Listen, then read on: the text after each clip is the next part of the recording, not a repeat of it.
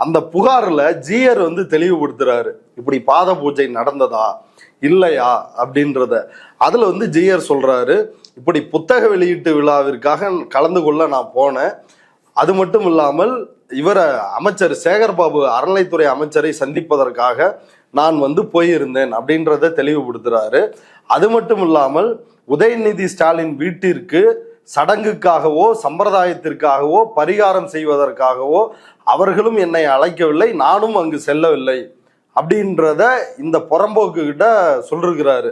போகவே இல்லைன்னு போன்லயே சொல்லிருக்கிறாரு. இப்ப இந்த நபர் என்ன பண்றாப்புலன்னா, அந்த ஆடியோவை ஜிஆருக்கு தெரியாமலேயே ரகசியமாக பதிவு செய்து அதை வெட்டி ஒட்டி திரித்து, இந்த சங்கிகளினுடைய கலாச்சாரமே அதானே.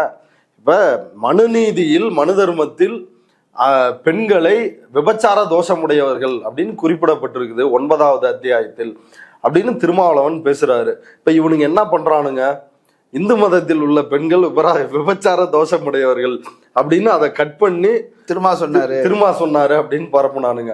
அதே கேடுகட்ட கேவலமான வேலையை தான் இதுலயும் வந்து பார்த்தானுங்க. அப்படித்தான் இந்த வீடியோவையும் இவர்கள் வெளியிட்டிருக்கிறார்கள். இப்ப இன்றைக்கு ஜிஆர் வந்து அதை புகாராக கொடுத்திருக்கிறார். அந்த புகாரின் அடிப்படையில் தான் ரங்கராஜ நரசிம்மன் கைது செய்யப்பட்டிருக்கிறார்.